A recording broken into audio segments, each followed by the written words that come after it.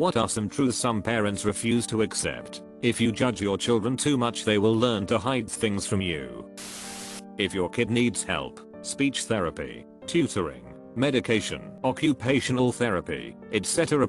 It is not a reflection on you personally. Sometimes kids struggle. That's okay. Making sure your kid has all the tools they need to succeed is your responsibility as a parent. Yes, I struggled to read in first grade and had to go to a specialist. One particularly frustrating night, my mom said I never thought my kid couldn't read, and I think she cried. I ended up getting a degree in writing, then a master's, and reading and writing is like 90% of my job now. If she hadn't gotten help for me, who knows how different my life would be. Above all else, you should be the safest person for your child. You should make it safe for them to be themselves. You should make it safe for them to have bad days or bad emotions. You should make it safe for them to exist, because if you don't make it safe for them when they're a kid, it's really hard for them to find safety in themselves as an adult. There's a time when you need to let your kids make mistakes so they can learn from them. Life is pretty short, so if they have a goal, let them go for it. That you don't get to relive your life through them. This is my mother. She got pregnant with me at 22 and married my father and went on to have my brother at 25. Anything I've done in my life she tries to claim as her victory. Graduated college. She was the one responsible. Got a good job. She pointed me in the right direction. She tries to use me as a way to relive the stuff she didn't get to do, and it's so tiring, especially because that's not what I want to do.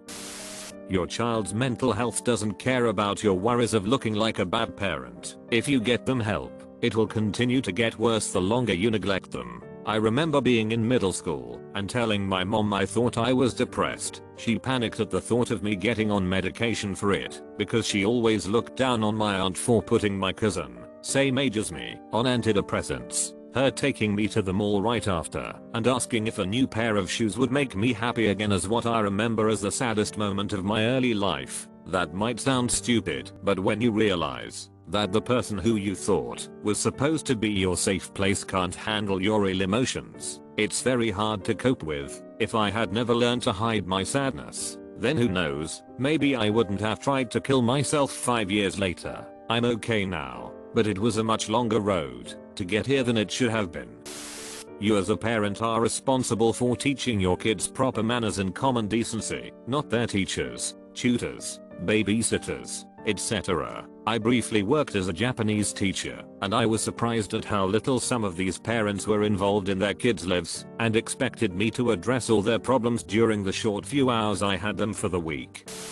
Spoiling your kid too much can leave them really unprepared for the real world. They can end up really useless, or a bad person who genuinely thinks the world revolves around them. At some point you need to teach them they aren't king or queen of the world. They need to fend for themselves eventually. Apologizing won't kill you. It's better to be respected than feared. Your kids can have different opinions than you. You can be a parent and a friend. That sometimes their kids have valid opinions, and instead of interrupting them and pulling the "because I said so and that's just how it is" cards, they could listen to their child and make them feel heard instead of suppressed. I tried very hard to do this with our kids. We always gave a reason why something was wrong or not allowed. Sometimes that explanation was just this: action affects other people in ways you may or may not know, or often, we want you to be happy and make others happy your whole life, and this doesn't help you do that. Obviously, the statements were changed to be age appropriate, so sometimes it might as well have been because we said so. Now they're teenagers and I don't know if we made their lives any better, but I know we have a lot of great and mostly civil debates about things, and they definitely talk to me about things most teens probably wouldn't. I guess we'll see in a decade or so how things are going.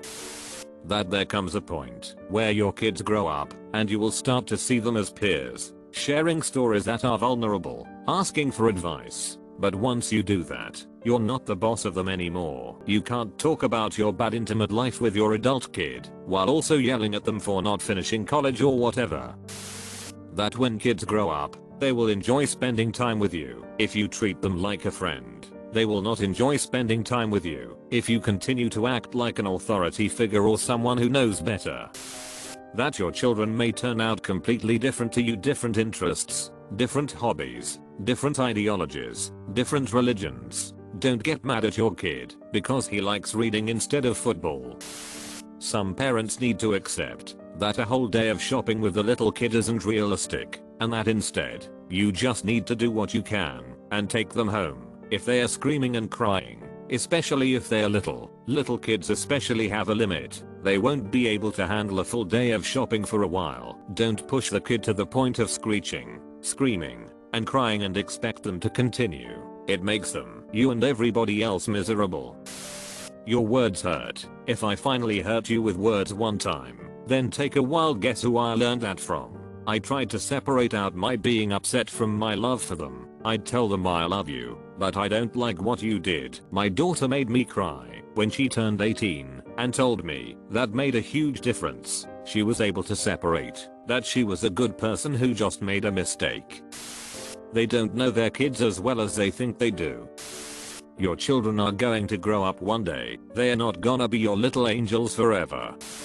That thing aren't the same as they were when they grew up. I'm so tired of explaining to my boomer parents that I'm not wasting my money on a luxury apartment. $1,800 per month is the new norm for where I live. I have an average apartment and I'm paying average rent. They somehow don't realize that rent is no longer $600 per month. If I can also piggyback on this, but it's not realistic to expect your kid also pay you way through college like it was 20 to 30 years ago, unless you have a full ride, are just loaded or saved up for a few years and not jumping into college straight away. You're taking out student loans. In today's world, you're not going to get a entry-level side job that will pay all your living expenses part-time. My parents sound like student loans were the worst thing imaginable. It certainly sucks to have to fall back on them. But when you've got no other choice, what are you going to do?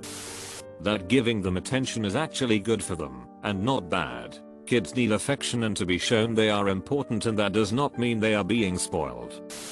It is incredibly weird to have a kid in hopes it will make one or both parents straighten up and fly right. Don't give your kid the task of saving you or your partner before they are even born. Raising your kid doesn't make you a superhero, goddess, badass, or anything else, but a parent. I understand parenting is rough, and we have no social safety net, but I'm not all that impressed by people who choose parenthood and constantly want headpats for it. Your kids don't owe you anything. They didn't ask to be here, and lording I fed you, clothed you and put a roof over your head every time you want something your way is a sure way to end up alone in your old age. Also, when they grow up and get in relationships, it's not your baby anymore. You don't have the right to harass their partner. Stay out of the way and mind your own business. All of your plans for how you will raise your child and how they will turn out are garbage. Nothing will come close to your plans and dreams because they are yours, not the kids. If you decide to have more kids, basing how they will behave or act and what they will do on the earlier kid is also garbage. Even if they are twins, they are individuals with their own personalities. You cannot really control a person who's older and realized how much agency they have. Financial dependency is one thing that might stop young adults from disobeying their parents, but at the end of the day you can't be forced to do anything you don't want to. Some parents think they can control every aspect of their kid's life, and pushing for that is exactly what results in kids leaving the second they can.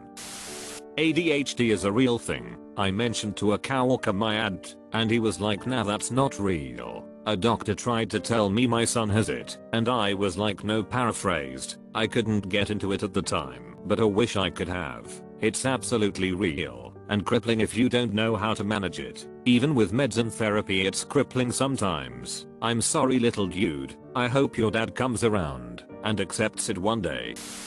Being a parent doesn't make you an expert at everything. During college, I was in a class where everyone else was a middle-aged mom. Whenever I said anything that contradicted them, I was told I didn't know anything because I didn't have kids. Once I told one of them she was annoying for always bringing up her kids, as if that was gonna change the facts, and she replied, annoying? You don't know anything about annoying. I have 3 kids. Come back to me when you've dealt with 3 toddlers, and then we can talk about annoying. I can't make this up.